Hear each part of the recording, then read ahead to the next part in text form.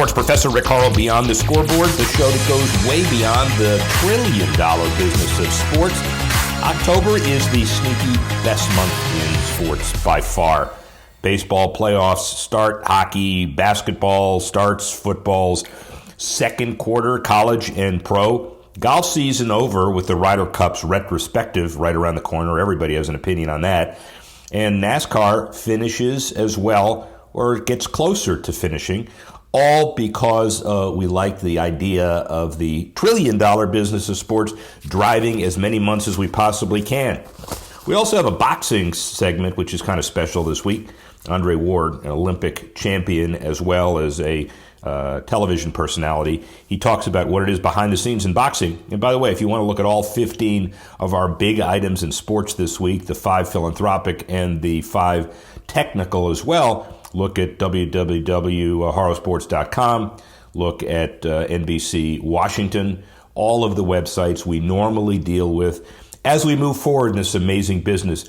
You can also subscribe to us on Apple Podcasts, Google Play, Audio Boom, Stitcher, iTunes, and all of the other top places for sports. But let's get to it. We've got a lot of stuff going on today. We talk about the Ryder Cup retrospective, and yes, it is. Tournament organizers at La Golf Nationale de Paris participated in the biggest crowds ever. There were some issues about how seats were maybe empty. 44% of the tickets from the sold-out event were from fans from France. About 35% of those who bought tickets were British, 14% American. C-suite leaders were key, as a Cintas spokesman, who was one of the major sponsors, talked about how important it was to continue to support the Ryder Cup, since the American squad fared poorly in Europe once again, failing to retain the cup in a blowout loss. The focus immediately shifted to Whistling Straits, not the French champagne-soaked celebration that anybody talked about, but how to get the American team better. It always seems to happen after the European matches. That's what home and home is probably all about. The other issue about the Ryder Cup, though, is that the team itself, the U.S. team, donated nearly $3 million to community outreach and youth golf development programs. The Ryder Cup website talked about Captain Jim Furyk and the 12-member U.S. team designated funds to the 2018 Ryder Cup outreach program. For the previous 10 Ryder Cups dating back to '99, the outreach program contributed more than $25 million to 200 charitable organizations. And all members of the 18 U.S. team designated $100,000 to the charities of their choice, with another $100,000 directed to youth golf development programs designed to introduce children to the game and deliver world-class coaching and mentoring to advanced juniors who might not otherwise have the financial means.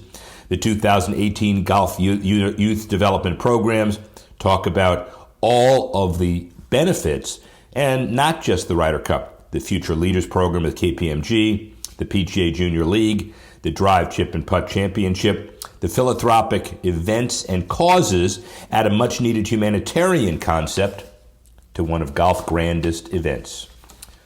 We talk about golf, we talk about tennis having the majors end, and boxing, another individual sport where skill determines economics, not necessarily judges votes or otherwise.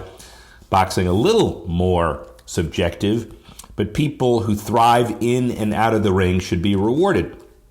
Andre Ward, he was born in 1984, and he competed through last year. As an amateur, he won the gold light heavyweight division at the 2004 Olympics and turned pro later that year, won a number of events, the Comeback of the Year award in 2016, now media star, Creed 2, the contender on Epics, but he talks not just about what happens in the ring, but boxing as a business. Andre Ward.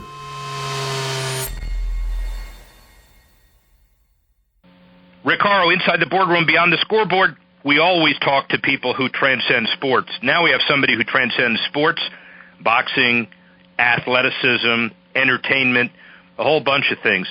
The stats are too numerous to mention. He's an undefeated gold medalist. He also played Creed 2. He's obviously a star contender on Epics. And that's just some of the highlights. We'll get into a whole bunch more. Andre Ward, how are you? I'm doing good. Thank you for having me. Absolutely.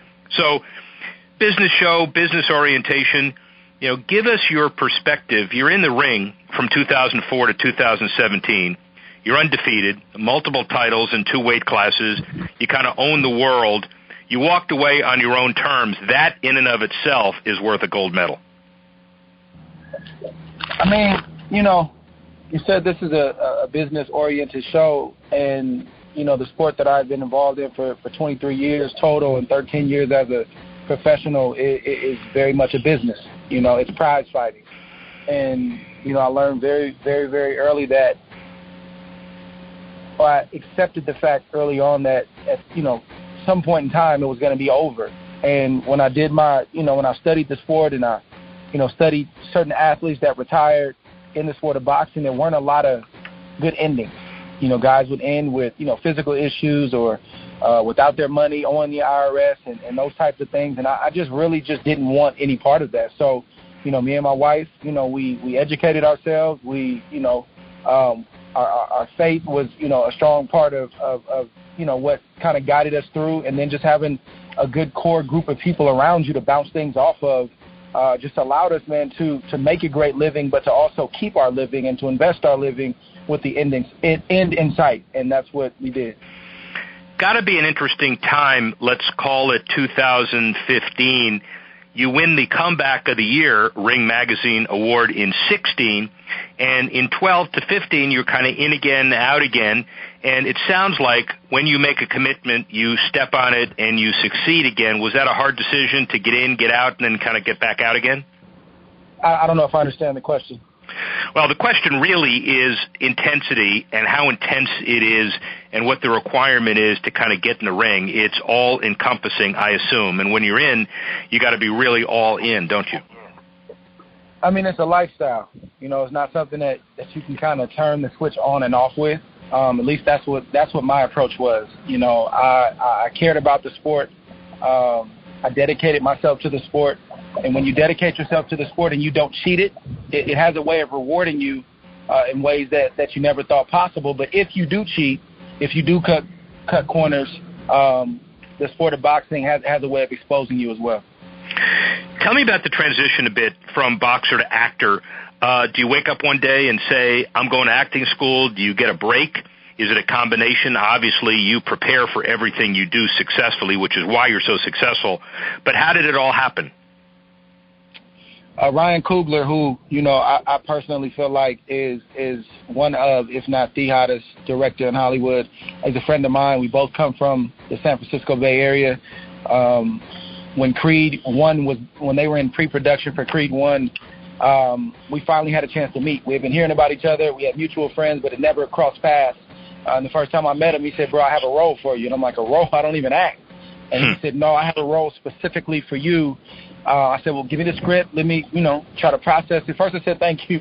And then I said, let me see the script and let me kind of go through the process. I read the script and I called him right away and I said, man, I'm on board. And that was the beginning of my acting career. And, you can reflect back a little bit on it now, obviously successful in both areas. What's the business of the entertainment business as an actor, differences and similarities between that and being in the ring for so many successful years? I would say that any negotiation that I've had for entertainment is pretty cut and dry. My representation talks to whoever it may be, the MGM Grand, whoever it may be, and they work that out, and it's pretty cut and dry. And, of course, there's some back and forth, but it's not as messy, it's not as dirty, and it's certainly not as cutthroat as the sport of boxing is. Like in boxing, if you don't have the right representation, that's kind of on you. If you don't really know how to negotiate or your team doesn't know how to negotiate, nobody's going to help you out and show you how to do it. And, again, I learned early on that you don't get what's fair. You get what you negotiate. So if you don't know the game, you better get somebody who does know the game and get them to teach you and show you the ropes. And I had that.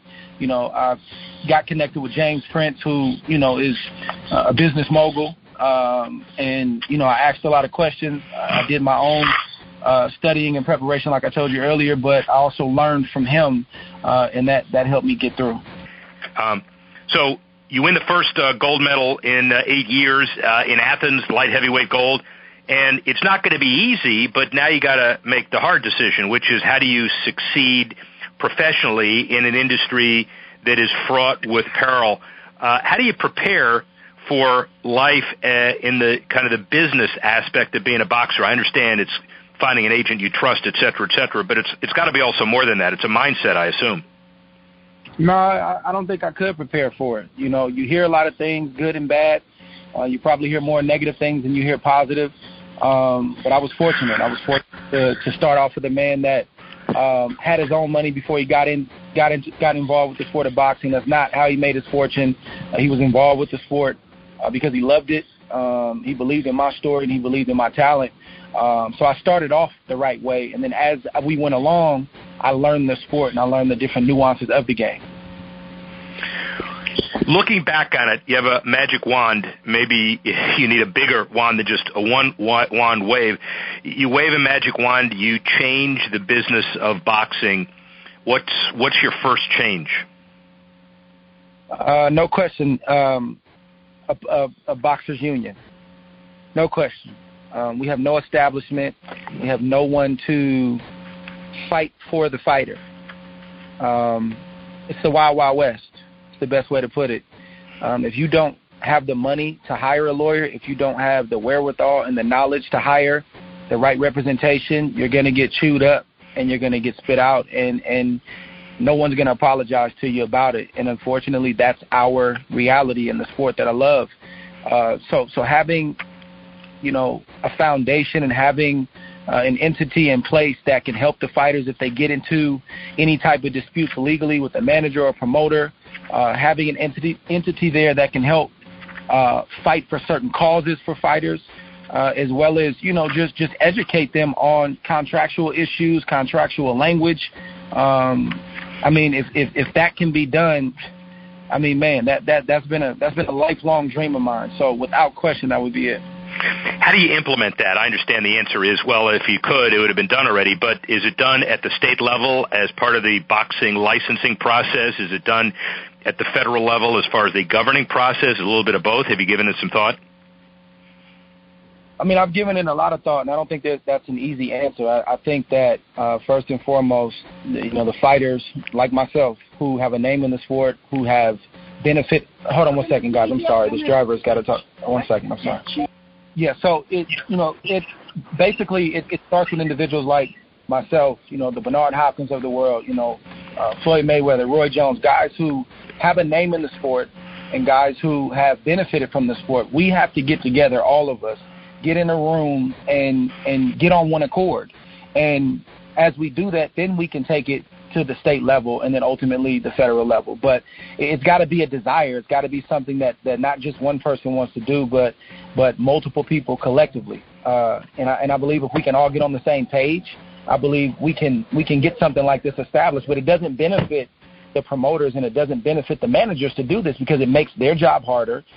It gives them more, you know, it basically gives them a watchdog, somebody that's watching over them, somebody that's, you know, basically making sure that they're doing things above board. I mean, if you look at it, you know, several years ago, the promoters, the guys who everybody says don't get along and can't get along, they formed a union. They got together in New York and they all signed a petition. And I'm not sure how healthy, you know, their union is or if it's even still going, but that actually happened. Why can't the fighters, the guys who physically risk it all, the guys who actually are the ones that, you know, they're the ones that people are paying to come see. Why can't we all get together and establish something? So I guess finally, you've got experience, you've got the chops, you're intelligent, and you got a platform, you got a voice. And what it sounds like is you need people who are successful and who are visible to, in essence, try as hard as you can to begin the direction of cleaning up the sport. Yeah, again, it has to be a desire. It has to be, you know, again, boxing is the Wild Wild West, and everybody kind of does their own thing. Like, there is a fraternity, and there are times when we all get together and put our heads together. And, you know, I can call Bernard and ask him advice when I was going through a lawsuit in 2015. You know, I pulled on Bernard a lot because I knew he had been there and done that. I've called Roy Jones several times. So there's moments like that where we do come together and you feel like it's a brotherhood. But I feel like for the greater good of the sport, everybody has to put their promotional and managerial interest to the side and say, listen, we love this sport. This sport has benefited us. We've been doing this since we've been kids, and we've gained a king's ransom to do it. Let's get together and establish something for the now, but more so for the future. Final question. I guess you're excited about Contender on Epix? Oh, I'm stoked, man. I'm stoked. This Friday and every Friday for the next 12 weeks, the Contender series continues. It's been a 10-year gap from season 4 to season 5. And it's just the best way I can describe it is it's a new updated version of the previous seasons. And, there are true human interest stories. There's a lot of great action in the ring. One thing that the fans kind of clamored about after the last season was over back in 2008, 2009 was that they didn't want edited fights. Well, the fights are no longer edited. You get the full 5 rounds. There's action-packed fights, and there's not one fight that you watch where you say that's a boring fight, and I don't think there's one character or one fighter that you're going to look at and not be able to relate to. Ladies and gentlemen, I'm watching it. Andre Ward, thank you very much. Rick Horrow, speak with you soon. Appreciate it, buddy. We talk about individual sports, Andre Ward, golf, others. Let's talk team sports. NHL puck dropping this week. All sights focused on Washington and the Capitals defending their Stanley Cup championship. How about that? That sounds pretty good. John Wall Street says that the Seattle push talks about going forward as getting a new franchise pretty quickly. City Council unanimously approved $700 million renovation of Key Arena. The iconic arena's redevelopment expected to begin in the next 60 days with the hope of having it completed in time for the 2021 season. David Bonderman, Jerry Bruckheimer Group, still has to present the city's formal bid to become the NHL's 32nd franchise, and approval expected from the league's executive committee October 2. As we talk about it, approved. Seattle looks like it's squared away. The only issue, really, does Phoenix stay in Phoenix? Does it go to Houston? What happens? NHL thriving and surviving as they go into the season. How about baseball? Playoffs starting. Yeah, not in the Mid-Atlantic, but playoffs starting all over the country. In the AL, the Yankees and Athletics, and the NL, the Dodgers, the wild card spot, the 2 playoff games, play-in games, unprecedented in baseball. The issue, though, in the boardroom is the Tigers. Dan Gilbert may be asking and trying to joust and maneuver for ownership. The club's valuation is about $1.2 billion by Forbes, up $25 million from the year before, and 19th place on the MLB club's valuation list. The campaign for ownership, if successful, would have to be followed by a restructuring of the club, probably, as they lost nearly $50 million last year. The Tigers' valuation significantly less than the still-in-it Yankees and Dodgers at $4 billion, number one, and $3 billion, number two, respectively. As America's political discourse makes perhaps the most combative moments in our modern history, MLB once again working with ESPN on its Shred Hate bullying prevention campaign. Sports Business Daily talks about the league enlisting many of the biggest stars for some new postseason PSAs.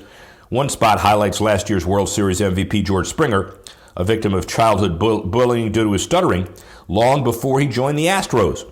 Second spot features stars including Mike Trout, Mookie Betts, Javi Baez, Justin Verlander, and Aaron Judge.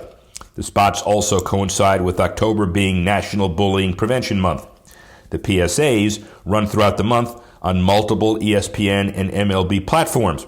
We knew that utilizing players like this was where we could really elevate the program's potential, says MLB Vice President Billy Beane.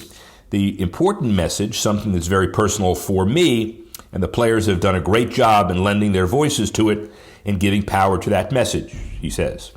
The league's been encouraging progress with the initiative thus far and confident it'll make more inroads this October. And as the pennant races continue, the sports minor leagues making fun plans as well. Announced an expanded roster of 72 teams that will participate in its Copa de la Diversión or Fun Cup, a season-long event series in 2019. The cornerstone of the MLB Latinx fan engagement effort, established an innovative new platform connecting teams with their diverse communities, from adopting culturally relevant on-field personas, such as the Albuquerque Isotopes, transforming into the Mariachis de Nuevo Mexico, to integrating more local flavor into game day experiences. The 33 teams that dedicated 167 games as Copa de la Diversión designated events reported a 13% increase in attendance compared to similar dates in 2017. Retail sales of Copa-specific licensed merchandise via MILB Ballpark's team stores and online far exceeded participating teams' preseason goals, with sales projected to be more than 500% higher than pre-campaign estimates. Minor League Baseball reports comprehensive results at the baseball winter meetings in Vegas in December. A really, really good program. Let's talk basketball. Well, first of all, Houston Rockets owner Tillman Fertitta is poised not to let high luxury taxes stop him from building a championship team. The Houston Chronicle says the Rockets will enter the new season as the club's highest payroll indicator in history, roughly $143 million. In buying the club back in 2017 for $2.2 billion, Fertitta showed off his deep pockets, but excessive spending on players without winning a championship, not a viable business plan due to the punitive nature of the NBA's rules for teams reportedly paying higher luxury taxes. We're in it a lot this year, he says, though. It's a horrible hindrance. It's just brutal. You can take $5 million and look it up, and it'll cost you $20 million. At the same time, the businessman stated that he's committed to winning above anything, that he's not going to let $5 or $15 or $20 million make a difference. Under NBA rules, teams have been hit in the luxury tax 3 out of 4 years are put in the repeater tax, resulting in heavy fines to be paid, a not always successful effort by the league to maintain parity. See how it works in Houston. New NBA season right around the corner, and the business continues to boom for the league across the globe. We go from Houston. How about China? The recent Red Card report revealed that Kobe Bryant remains the most popular player in China on social media. And despite retiring in 2016, Bryant used his platform to grow his brand in the basketball-crazed country of nearly 1.4 billion people. Current Atlanta Hawks guard Jeremy Lin and the Golden State Warriors were declared 2018's biggest winner. And the company conducted a survey, that's Shanghai-based sports agency Mailman, and found out that the Chinese social media really was the key to the future. Lin, 5.4 million followers. Bryant, 6.6. In terms of on-court action, the NBA will head to China October 5 through 8, where the Mavericks play 2 exhibition matches against the Sixers, one in Shanghai and the other in Shenzhen. Another critical facet of the NBA's international outreach is Basketball Without Borders, the league's global basketball and community development initiative with FIBA that unites young basketball players from Asia, Europe, Latin America, and Africa to grow the sport and encourage positive social change. Let's go from Houston to China to San Diego. LeBron takes the floor in a Lakers jersey for the first time. They played in front of a sellout crowd of over 13,000 at San Diego Valley View Casino Center, with James front and center in the game's appeal despite his limited minutes. The excitement for this Laker group, clearly a work in progress. It was palpable, though, and close to 300 fans attended the team's morning shoot-around in Temecula, about an hour from San Diego. There was such a crowd of cameras in the Lakers locker room before the game that the Nuggets defenders weren't the only bodies James found himself navigating.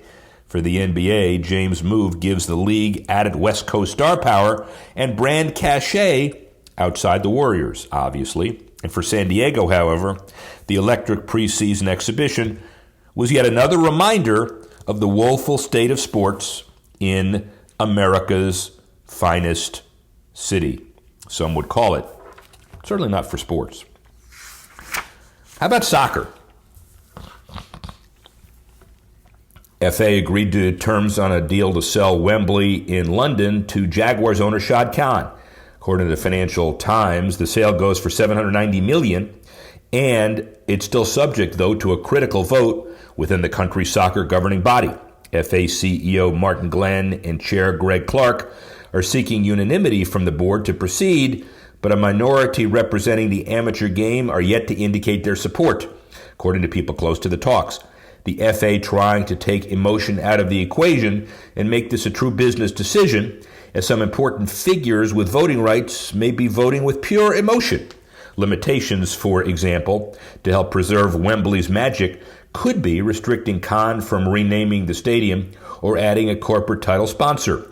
The FA will also hold certain buyback rights and have the power to veto any sponsor associated with the stadium. And while it makes sense to assume the move would put Cannes and the Jaguars one step closer to a permanent move to London, Cannes denied this is his motivation, and of course only time and Roger Goodell will tell. How about internationally as far as La Liga? Everybody talks about the venture and an extremely lucrative opportunity to play games abroad. The groundbreaking 15-year contract that they signed with Relevant Sports last month will undoubtedly be worth a total of $212 million, or around $14.1 million per season. Both the Spanish Football Federation and the Spanish Footballers Association would have the right to receive a percentage of revenue from La Liga. They'd reportedly be entitled to 2.5% or $212 million, which would be $5.3 million a season.